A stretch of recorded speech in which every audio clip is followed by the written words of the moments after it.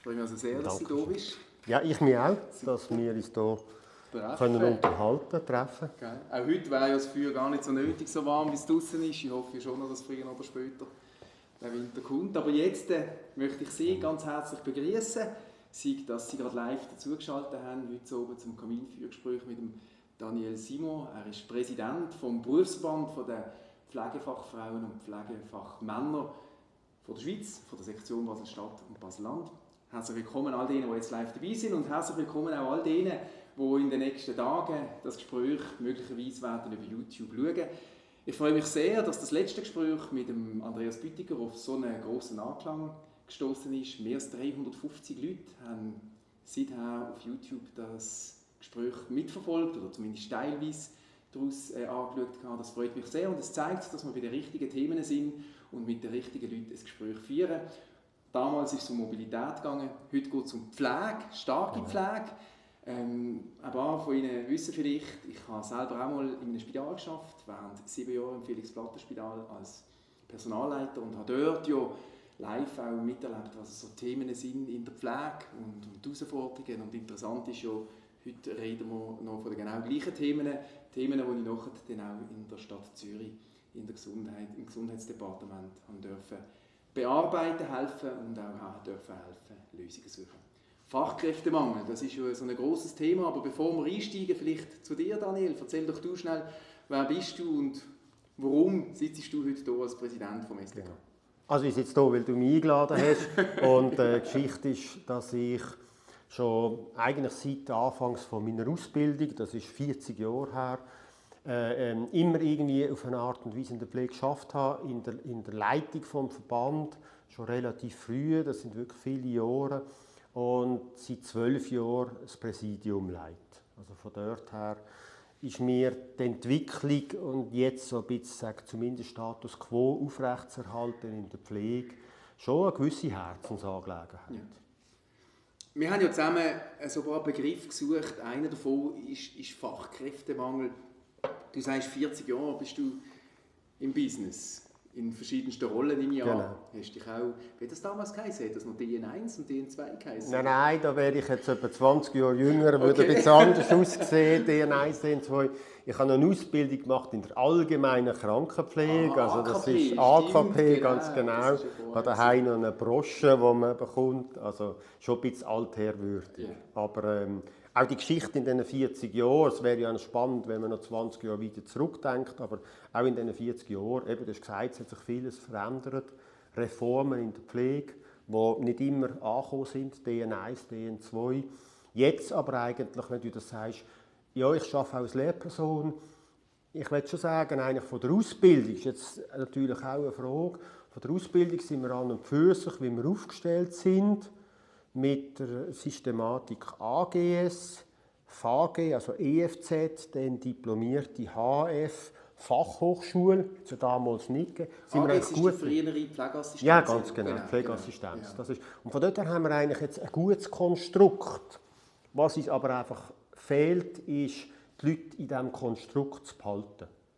Also sage ich jetzt, so ein bisschen Konstrukt in der Pflege. Einfach weil du das schon seit 40 Jahren miterlebst, ist das etwas, wo in den letzten, ich sage es mal, ich habe es vor 10 Jahren schon erlebt, ist das schon seit 40 Jahren ein Thema, also der Fachkräftemangel, oder hat sich das akzentuiert in den letzten 10, 20 Jahren?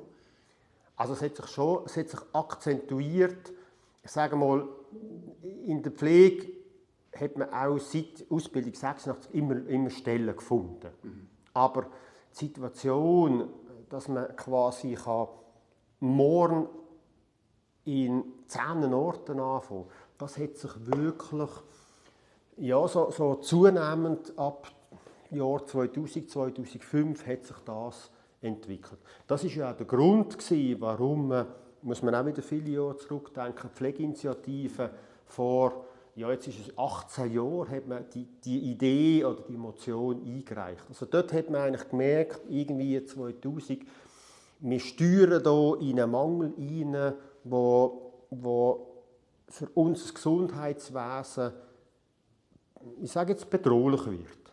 Ja. Und das ist ja ein Mangel, kennst du ja. Genau, und das ist ja ein Mangel, wo einerseits für die Arbeitnehmenden belastend ist und andererseits so irgendwo dann auch in der Leistungsqualität spürbar ist.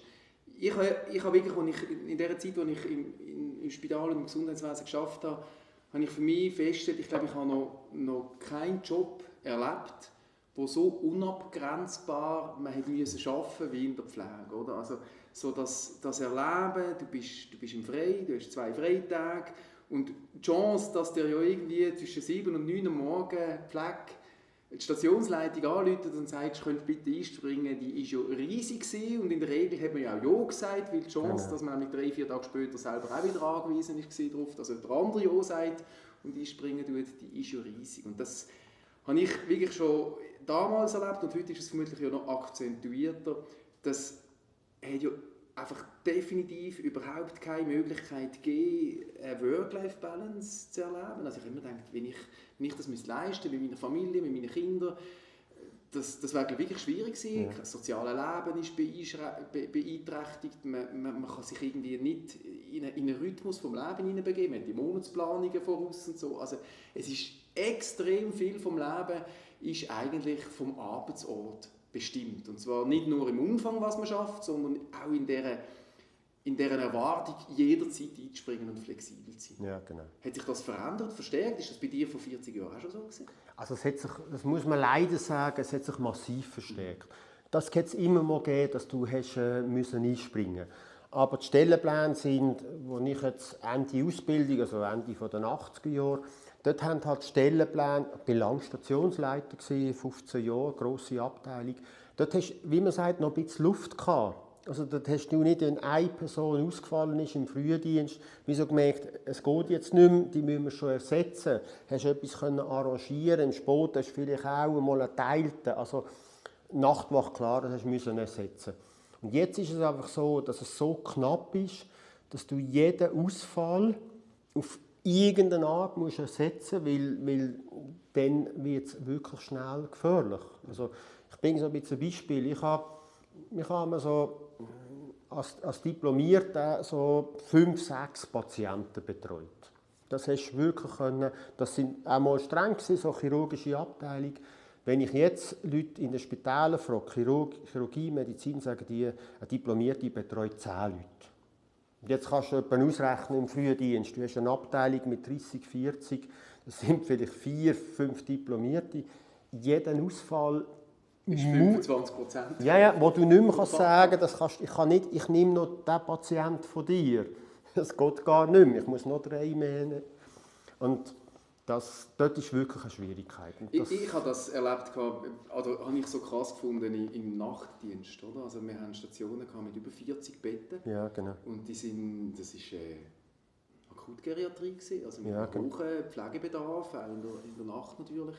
Und da ist tatsächlich eine Diplomierte und eine Fage oder Assistenz in der Nacht unterwegs. Also wir haben in einem Zimmer etwas passieren und dann sind 39 oder 41 Betten sind einfach stillgestanden, weil man gar nicht hätte können an 2 Orten sein. Also das habe ich immer wieder gedacht, das ist ja eine unglaubliche auch Verantwortung und Belastung, die auf diesen Leuten liegt und wo ich wirklich auch den Eindruck habe, da müssen wir wie auch ein anderes Denken entwickeln, diesem Beruf gegenüber. Wir haben es bei Corona haben jetzt alle ein bisschen gemerkt, wie wichtig das ist. Wir haben es gespürt, wir haben es gesehen, wir haben es gelesen.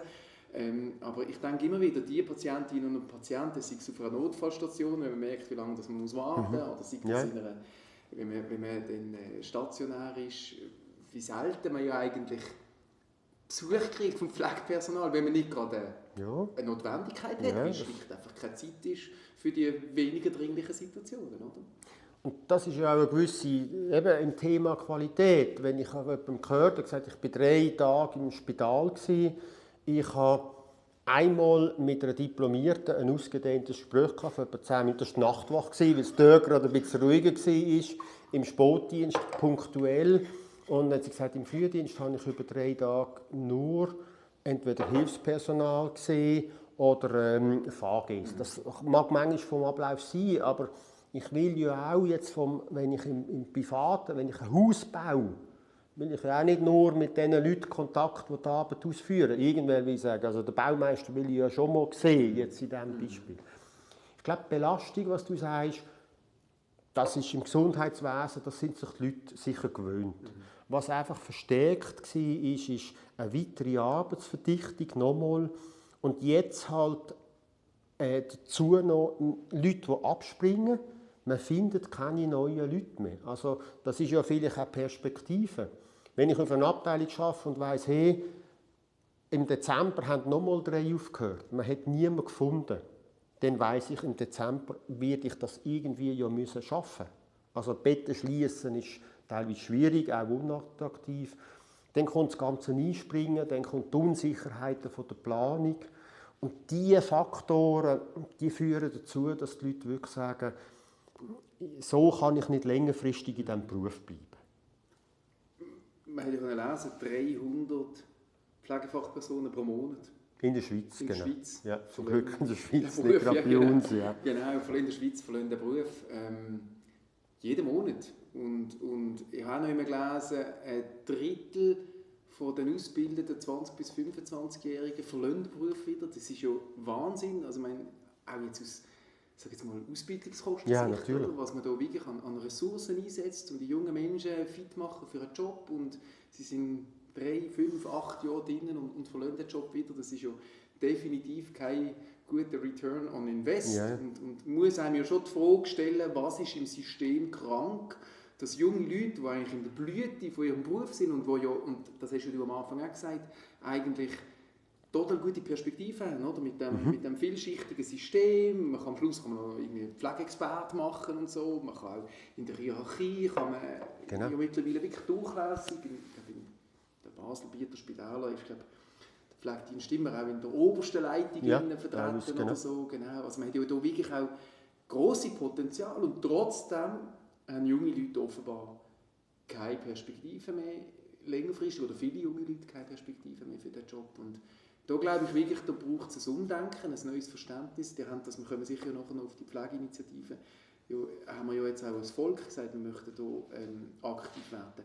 2 Sachen sind mir noch so, auch nochmal, die ich glaube eingangs so ein bisschen in der Analyse nochmal möchte festhalten. Das eine ist, wir werden ja älter als Bevölkerung. Und damit steigt der Pflegebedarf. Also ich habe irgendwie gelesen, der Pflegebedarf wird bis in ein paar Jahren wird er irgendwie um 40% steigen. Das hat ja dann ähnliche Auswirkungen auf den Bedarf von Pflegefachleuten, die man braucht. Gleichzeitig ein riesen Anteil von Leuten, die verlassen. Das scheint ja schon fast eine unlösbare Herkulesaufgabe. Wie geht es dir da? Also manchmal habe ich das Gefühl, macht einem das nicht schon fast Angst? Ja, ich glaube, Angst ist einfach der falsche Angst ist kein Motivator, Angst hemmt. Und es macht mir Sorgen. Das sage ich, also ich kann wirklich sagen, auch in der Funktion von SBK sage ich wirklich, es macht mir Sorgen. Und Sorgen im Sinn, einerseits, wir haben immer noch ein gutes Gesundheitswesen, über alles, das sind die Rückmeldungen, aber es macht mir natürlich Sorgen, vor allem mit dieser Überalterung, dass Leute, die in der Situation sich selber nicht mehr wehren können oder weniger ausgeliefert sind und dann Qualität, also nicht Qualitätseinbussen, Grundbedürfnisse nicht mehr wahrgenommen werden. Und wenn ich ein Beispiel sagen darf, bei der Sommer, ich gehe so eine Woche mitlaufen, so beim Arbeiten, eine Frage viel gut geschafft. Und dann habe ich gesagt, ja, der Aufstehen, wir haben keine Zeit zum Aufstehen, zum Morgen, am Bettrand. Ich denke, das kommt nicht gut. Wir müssen weiter. Und dann bin ich 10 Minuten nochmal zurück und die Person, betagter 80-jähriger Mann, ist natürlich wieder nach hinten im Bett gerutscht, hat natürlich nichts gegessen. Ja, wenn wir auf dem Rücken liegen, können wir nicht essen. Und darum sage ich nicht einfach, es ist Qualität, es sind Grundbedürfnisse, die wir haben. Und da müssen wir speziell im Kanton Basel-Land dem müssen wir sehr bewusst sein. Wir sind der Kanton gegenüber Basel-Stadt, der massiv Überalterung bei uns noch kommt. Und wir brauchen, das ist eine Schwierigkeit, vor allem im Langzeitbereich, dort auch Fachpersonen. Die Leute werden nicht nur älter, sondern wenn sie ins Altersheim dann gehen, finanziell, multimorbid, genau, kennst du bestens, von deinem Spitalwissen her, da kann man nicht eine Hilfsperson schicken, vielleicht für punktuelle Tätigkeit, aber die Situation zu erfassen, bevor etwas weiteres passiert. Und im Langzeitbereich ist es ja noch schwieriger, oder? Die Fachpersonen zu finden. Also gerade auch die Diplomierten oder die HFFH-Leute ist ja, ich glaube, noch eine Challenge, Ja. noch eine größere Challenge, dort die Leute zu finden. Das kommt natürlich dazu. Jüngere Leute bin ich auch gewesen, wenn am Anfang, sagen wir, ein bisschen Aktivität, Action, ich auch, habe von Chirurgie wählen, Bauchchirurgie, Infektiologie, Notfallstation, da läuft ein bisschen etwas, sage ich jetzt nicht, das sonst nicht. Und das ist eine Schwierigkeit, die man im Langzeitbereich hat. Und wenn wir dann noch sagen, dass ja ein Drittel von diesen Jungen, die zuerst im Action-Bereich arbeiten, sage jetzt mal wieder abspringen, dann fehlt ja der Erfahrungsgewinn, wo noch, also werden sie nicht ruhig, kommen sie nicht in die Situation, dass sie sagen, ich möchte in den Langzeitbereich, weil sie gar nicht da sind. Ja, ganz genau. Und wir profitieren auch nicht von deren Expertise, die sie ja dann im Akutbereich auch gewonnen haben, die auch in einem Langzeitbereich zunehmend auch gut ist, wenn man die mitbringt. Genau. Und verlieren Leute, die halt, ja, ist ja logisch, dann auch jetzt in einem Altersheim, also jetzt vielleicht in der stationären Bereich, dort auch andere Leute wieder anleiten können. Wieder können dort sagen, hey, da musst du darauf achten. Also die Expertise, ob jetzt dann in der Ausbildung oder auch in der Betreuung und Begleitung von Hilfspersonal, all das hat teilweise einen hohen Anteil Hilfspersonal, die braucht es. Genau. Es kann nicht sein, dass jemand, was es gibt, ein Schnupperpraktikum macht und nach 2 Wochen einen dementen Mensch fast selbstständig pflegen soll. Dann muss man wie sagen, ja, das Fachwissen ist nicht da. Kann nicht sein. Das kann nicht sein. Und ich glaube, das hat die Bevölkerung verstanden. Und genau. Das war der Grund, beim zweiten Begriff Pflegeinitiativen, oder? Wo wir ja jetzt angenommen haben, wo es jetzt irgendwie den ersten Beschluss gibt, der geht in Richtung Ausbildung. Ich glaube, Milliarden für die nächsten 8 Jahre. Genau. Hälfte Kanton, Hälfte Bund. Was sind so aus deiner Sicht Möglichkeiten? Oder was läuft das im Kanton Basel-Land diesbezüglich? Also es läuft ja das Projekt bikantonal, das ist ja gut, das haben wir wollen. Genau. Wir haben ja den gemeinsamen Gesundheitsraum mit dem Kanton Basel-Stadt. Also das hat man gut erkannt. Es kann nicht sein, dass die einzelnen Kantone plötzlich sich gegenseitig die Leute abjagen. Genau. Solche Effekte hat man teilweise, hat man jetzt auch gehabt. Du hast einen Background von Zürich, die Löhne erhöht und für 1000 Franken mehr, bin schnell abgeschwiffen, gehe ich natürlich auf Zürich arbeiten. Das habe ich längstens draus. Ich habe auch vom Basel-Land, wo ich hergehe, schnell einen Arbeitsweg von 45 Minuten. Genau. Dann sind es halt noch 20 Minuten mehr. Von der Pflegeinitiative bikantonal, es ist einmal das erste Teilprojekt ist aufgelöst, ist jetzt bei den Regierungsvertretungen, wo man sagt, das ist der einfache Weg, Ausbildungsoffensive. Das ist ja mal okay, aber auch hier müssen wir uns bewusst sein, du hast gesagt 200 Personen, 300 pro Monat, ich habe es abgerechnet, das macht Kanton Basel-Land, Basel-Stadt, die ja zusammen ausbildet, macht das im Jahr 200 Leute. Also das ist etwa ein Viertel von denen, die wir ausbilden. Also die steigen aus. Und eben das Projekt nimmt das jetzt auf, wird aber von den Gesetzen halt erst in 2 Jahren haben wir die entsprechenden Gesetze. Vom Bund sind wir auch nicht schneller, das ist schon so. Aber du siehst, in 2 Jahren verlieren wir natürlich so viele Leute, dass wir dort schon wieder hinten drin sind. Und die Pflegeinitiative ist vor einem Jahr an. Also ich habe das Gefühl, auch wenn gesetzlich etwas geht, man hinkt einfach massiv hinterher mit den Massnahmen. Es braucht jetzt trotzdem sofort Massnahmen. Also das glaube ich auch. Also das glaube ich auch. Und das sage ich jetzt auch aus finanzpolitischer oder ökonomischer Sicht. Ich meine, wir können entweder jetzt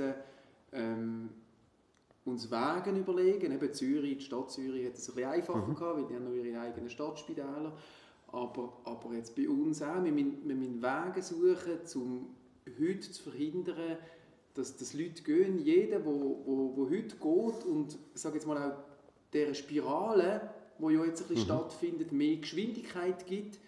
Jeder, der mehr geht, führt dazu, dass das Problem ja sich überproportional vergrößert in den nächsten Jahren. Ja. Oder man kann auch anders sagen, wenn wir heute das kleine Feuerchen nicht versuchen zu löschen, das ist eigentlich schon ein grosses, dann haben wir irgendwann einen Waldbrand. Oder? Und da glaube ich wirklich auch, da müssen wir auch als Kanton oder als beide Kantone Wege suchen, wie wir neben der Ausbildungsgeschichte Förderung oder Wiedereinstiegsförderung oder auch HF verkürzt, Ja, dass man dort irgendwie Anreize schafft, dass irgendwie das auch bezüglich Lohn ja tragbar ist für die das machen. Dass wir wirklich auch Haltemaßnahmen anbringen für die Zeit, bis die Massnahmen auf dem Ausbildungsmarkt auch greifen. Und ich glaube, als Kanton findet man Möglichkeiten. Das sind vielleicht nicht die offensichtlichsten und sicher auch nicht die einfachsten, aber ich glaube, es muss in der Politik muss die Bereitschaft einfach erarbeitet werden, dass man den systemrelevanten Teil Pflege, dass man da wirklich als das Gewicht geben, das er hat und entsprechend auch investieren. Weil was wir heute nicht investieren, bin ich überzeugt, zahlen wir in 10 Jahren um ein X-Faches. Man liest jetzt von England, was das für Zustände sind. Und ich finde, man könnte ja lernen von dieser Entwicklung dort oder eben nicht lernen, im Sinne von, dass man es hier anders macht. Ja, genau. Da bin ich der Meinung, man muss, also, wie du sagst, ich finde, man muss als Kanton Möglichkeiten suchen. Das ist nicht ganz einfach, weil der Kanton ist ja, einerseits ist er bezüglich der Leistungsauftrag ist ein Planer und andererseits ist er Eigner. Aber da muss es Möglichkeiten geben, diese zusätzlichen Sachen auch zu erwirken. Und ich glaube, das sind ja nicht so grosse Sachen. Also einerseits, es geht ja oft darum, was kriege ich für eine Entschädigung für einen Kurzfristeinsatz. Es geht vielleicht um Nachtschichtzulage, so Geschichten, genau. Oder? Und das macht es ja dann sofort, der Beruf.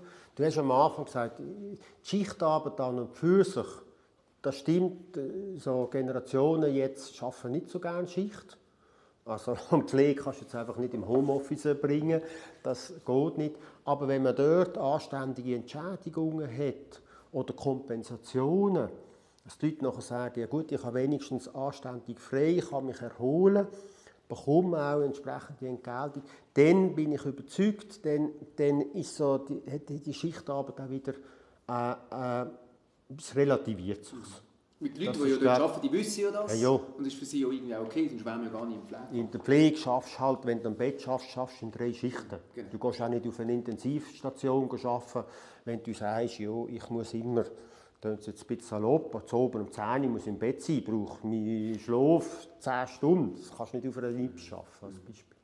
Also, Ich habe mir überlegt, also das sind die kurzfristigen Massnahmen. Ich glaube, da muss man wirklich kreativ sein, damit man dieser Pflegeinitiative noch so ein kantonales oder bikantonales Seitenprojekt zur Seite stellt, das wirklich auch hilft, nicht nur im Ausbildungsbereich Lösungen zu finden und im Weiterbildungsbereich, sondern wirklich auch im Halten von den Fachkräften, die man heute schon hat.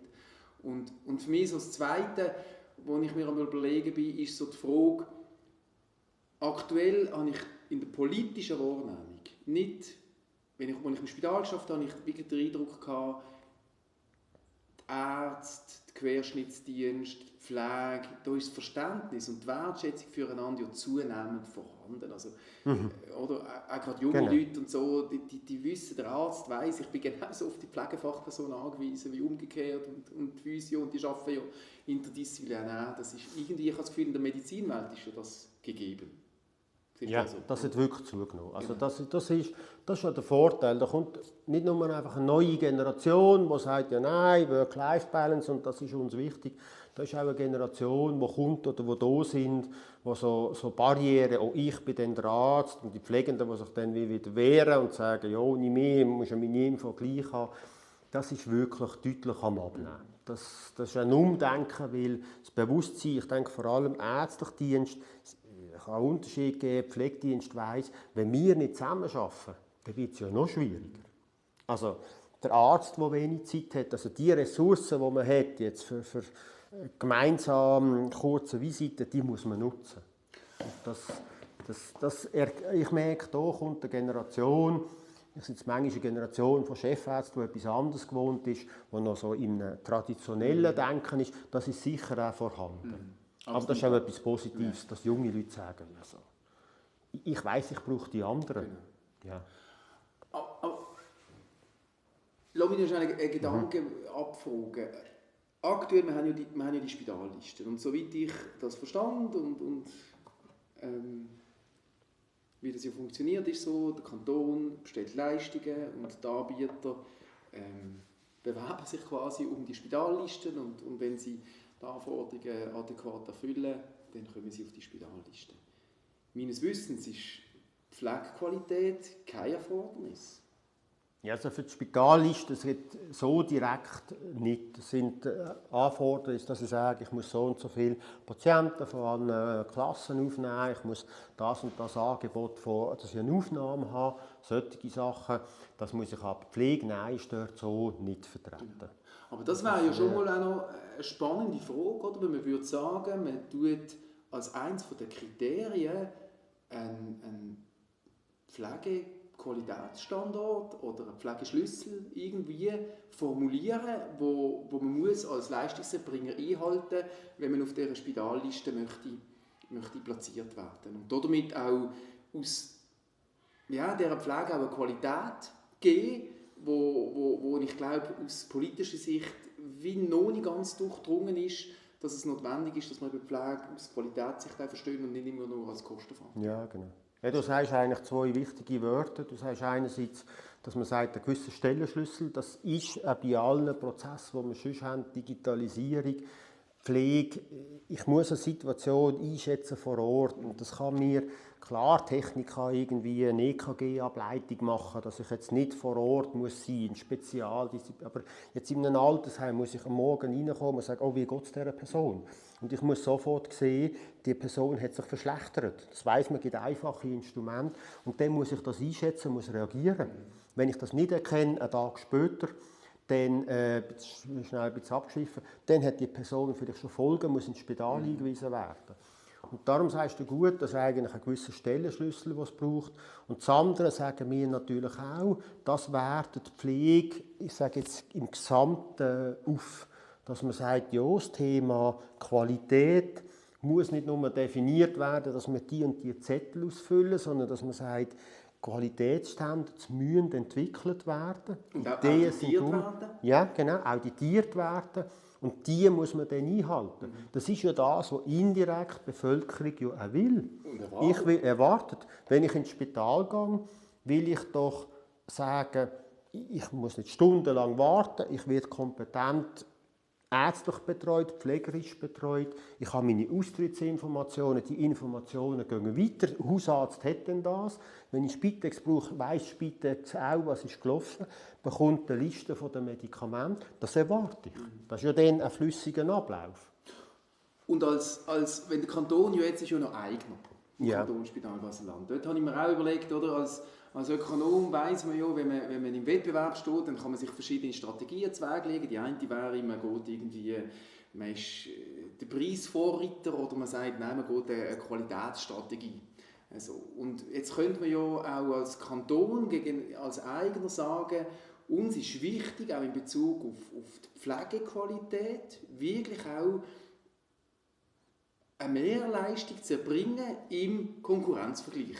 Auch erstens in der Erwartung, dass die Patientinnen und Patienten früher oder später auch werden positiv sanktionieren, dass sich Fallzahlen erhöhen lassen, weil man weiss, wenn man in ein KSB-Spital hineingeht, dann hat man die Wahrnehmung, die Pflege, die Qualität, die Betreuung, die Dienstleistung.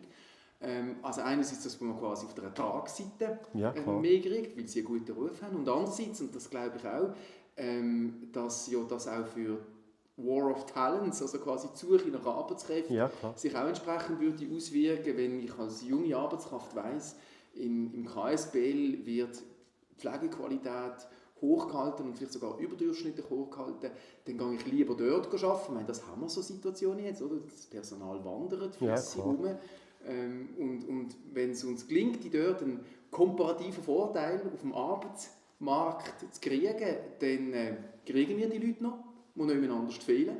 Und würde vielleicht ja dann sogar den Druck erhöhen, auf andere Anbieter sich eben diesem Standard auch anzupassen, weil man merkt, wenn man nicht diesen Anspruch erfüllt, findet man die Arbeitnehmenden gar nicht mehr. Ja, genau. Und dort sagst du zu Recht, da braucht es dieses Umdenken. Da müsste aus meiner Sicht halt der Kanton investieren. Das kennt man sonst. Ich muss investieren, damit nachher auch das zum Tragen kommt. Im Moment gibt es eine andere Strategie. Im Moment sagt man einfach, ja, die Zielsetzung ist EBITDA-Marge von 8% und fix. Das ist einfach die Messlatte. Und das hören wir ja immer, sind jetzt auch in Lohnverhandlungen. Das könnte man auch anders machen. Man könnte sagen, in dieser Situation wir tun unsere gemeinwirtschaftlichen Leistungen anpassen, wir tun dort ein bisschen Druck aus dem System nehmen, dass sich die Spitäler wieder neu positionieren, entwickeln können. Und dann ist auch wieder mehr möglich. Das merken wir. Ich sage jetzt ohne KSBL gegen PBL. PBL ist finanziell besser unterwegs, haben die Stellen besser besetzt von dort her. Also wo man sagt, ja doch, das hat einen guten Ruf. Und das auch bei den meisten Rückmeldungen Patienten.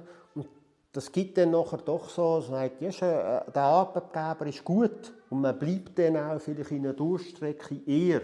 Sagt, ja, jetzt ist eine schwierige Zeit. Und wenn ich schon von vornherein an einer Grenze bin und so weiter, dann gehe ich halt. Und dort, das sagst du zu Recht, dort müsste der Kanton wirklich umdenken. Wir sagen, wir müssen uns wieder mehr hineinbringen. Wir haben den Auftrag von der Gesellschaft, Gesundheitsversorgung, es will unsere Gesellschaft. Und es kann nicht sein, dass man eigentlich ein Spital mitten im Baselbiet hat und dann die Hausärzte sagen, ja, wir empfehlen dir vielleicht in die oder in die und in die Richtung. Das wollen wir ja nicht. Da musst du dir eigentlich schon Gedanken machen und sagen, wir müssen das KSBL, jetzt an deinem Beispiel, das du gesagt hast, auch entsprechend stärken.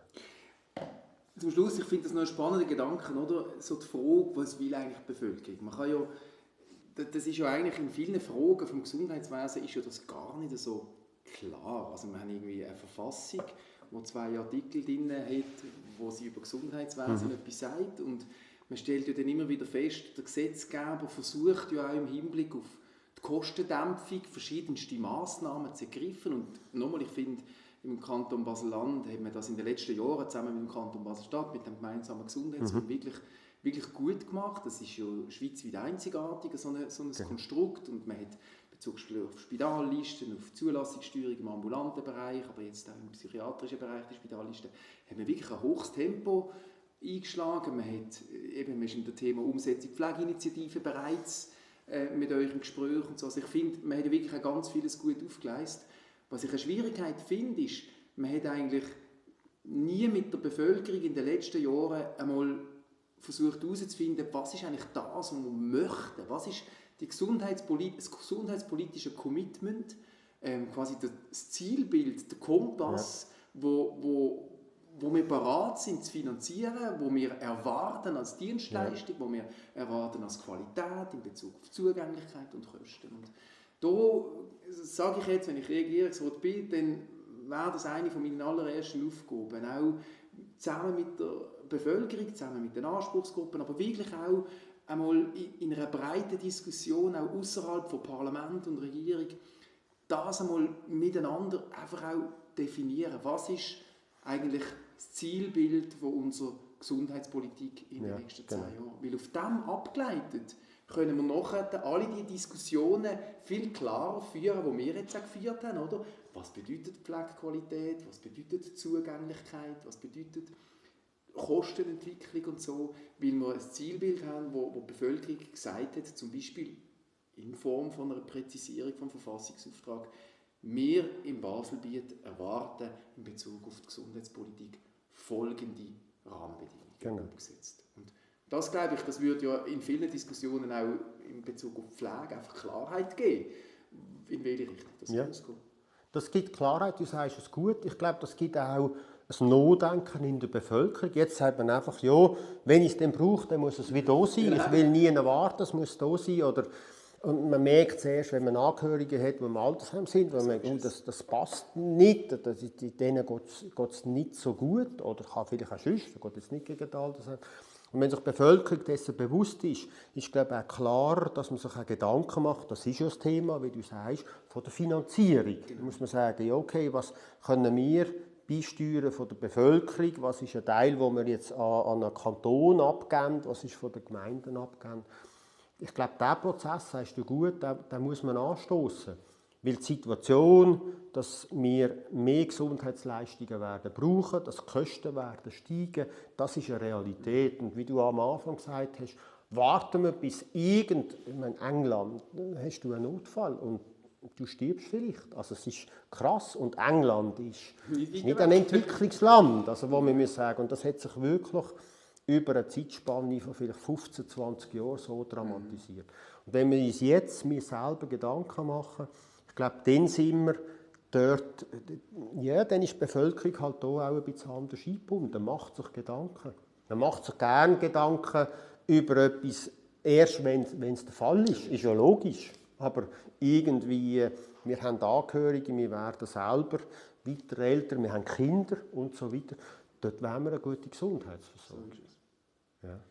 Das ist ein super Schlusswort und auch eine Herausforderung, sage ich, oder eigentlich ein Statement gegenüber der Politik, was man auch aus eurer Sicht erwartet, nämlich, dass wir nicht zuwarten als Politik, bis wir Zustände haben, die wir nicht mehr reparieren können, sondern dass wir heute das antizipieren, was passieren kann und Gegensteuer geben und wirklich auch aktive Schritte unternehmen. Und von dem her, ich danke dir. Wir haben 2 Kärtchen gemacht, wir hätten noch ein paar mehr, wir hätten noch über Bürokratie oder Digitalisierung, Pflegenotstand, Berufsaussteigerinnen, ein paar Themen haben wir ja durchaus auch angesprochen. Genau. Aber es war letzte Woche schon mit Andreas Bütiger super spannend gewesen. Du hast das wirklich notlos fortgesetzt in einem Danke dir. einfach ein spannendes Gespräch. Ich würde mich mega freuen, wenn es 2.0 gäbe von unserem Gespräch, eben vielleicht auch noch zu weiteren Themen.